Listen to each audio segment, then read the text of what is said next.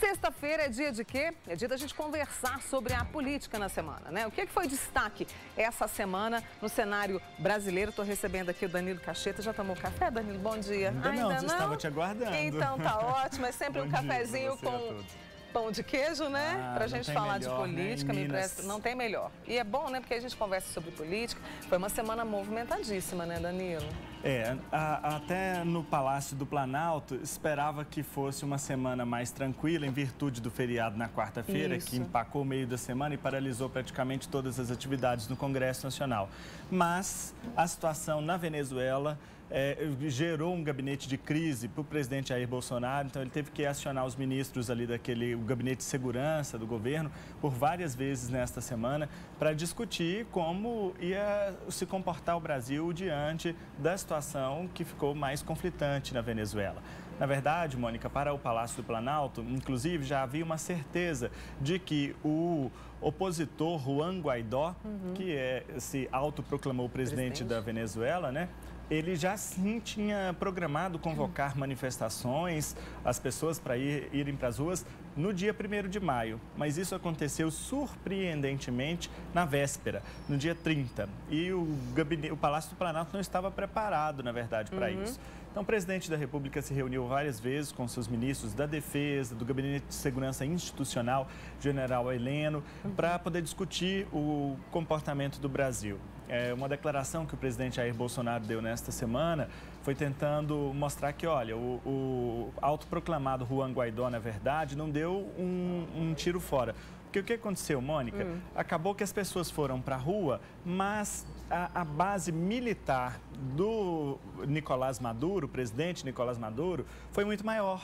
E aí conseguiu aquilo, é claro que gerou muitos conflitos, mortes, brigas, etc. e tal, mas Maduro acabou saindo ganhando dessa parada. Então, o Palácio do Planalto avaliou o seguinte, olha, que o Juan Guaidó foi um pouco intempestivo, não era o momento ainda dele convocar manifestações, então o tiro acabou saindo pela culatra. Mas o presidente Jair Bolsonaro disse que não é bem assim, que ele está construindo, porque, claro, a posição do Brasil é de reconhecer Juan Guaidó como presidente autoproclamado da Venezuela, né?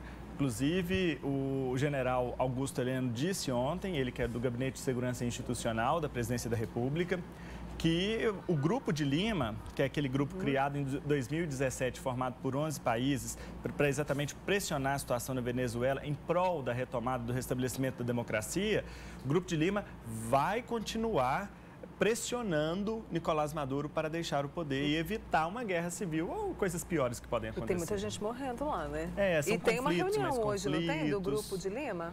Sim, tem o encontro do Grupo de Lima, inclusive o ministro das Relações Exteriores, do Itamaraty, não vai participar, mas vai enviar um diplomata para representar o Brasil nessa reunião. A intenção do Grupo de Lima, novamente, é pressionar Nicolás Maduro para deixar o poder e acabar com essa situação que já se arrasta por muito tempo lá na Venezuela. Muito tempo, depois que as eleições dele, claro, não foram reconhecidas, muitos países disseram que houve fraude para que ele fosse reconduzido à presidência da República, aquela coisa toda. Você está acompanhando com a gente aqui o Danilo Cacheta, né, que é jornalista e sempre traz essa visão do que aconteceu no cenário político, tanto do nosso país, a gente trazendo essa questão da Venezuela também. E essa semana, como você bem disse, a gente teve aí o 1º de maio, né, o feriado, o Dia do Trabalhador, e o presidente Jair Bolsonaro fez um pronunciamento nesse dia, né? Sim, Mônica, inclusive é uma questão tradicional dos presidentes da República do Brasil falarem à nação em rede nacional de rádio e televisão no dia 1º de maio, Dia do Trabalhador. O presidente Jair Bolsonaro fez um pronunciamento de aproximadamente 2 minutos e meio.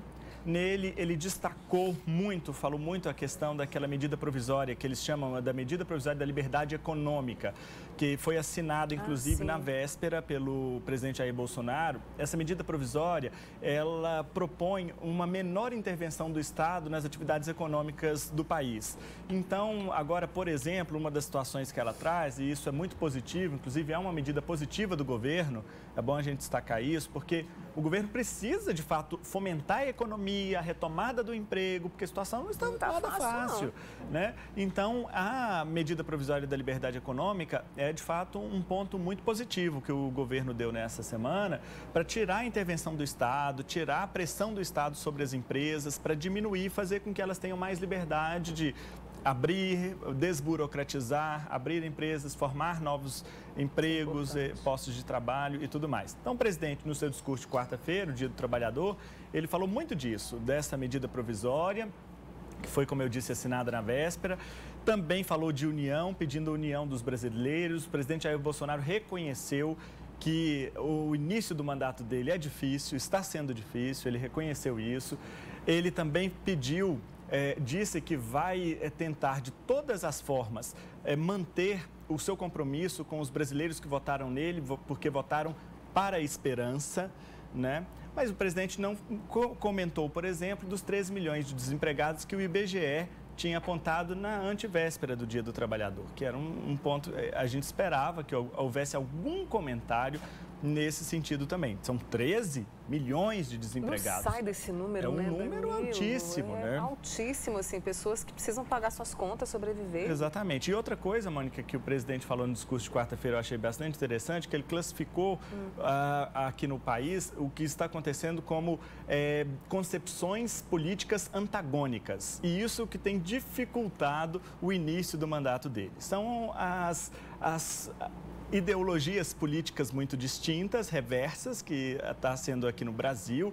Esse lado, ou você é uma coisa ou você é outra coisa. Você não tem direito de ser, ou você é Bolsonaro ou você é da esquerda. Não tem direito de ser outra coisa. E o próprio presidente da República, no discurso, falou isso. Gente, nós precisamos agora de união, né? Isso foi muito importante. É um sinal que ele está dando, uma mensagem que ele está dando. Não só para as pessoas que foram eleitores dele, que defendem veementemente o governo dele, como também para as outras. Gente, ó, agora é o governo, é a união, vamos lá, essas concepções políticas antagônicas estão, na verdade, atrapalhando o governo. O momento não é esse. Esse também foi um destaque importante. A gente está terminando esse papo tão bom, né, sobre política, é sempre importante a gente conversar. E domingo, você sabe que nós temos um compromisso com o Danilo Cacheta aqui na TV Paranaíba, que é o Política Cruzada, e você vai trazer o desemprego como tema principal. Isso, Mônica, nós vamos aproveitar, claro, esse 1º de maio, o Dia do Trabalhador, para falar um pouco de desemprego. Nós vamos receber aqui os economistas do CEPES, o Centro de Estudos e Pesquisas Econômicos Sociais da Universidade Federal de Uberlândia.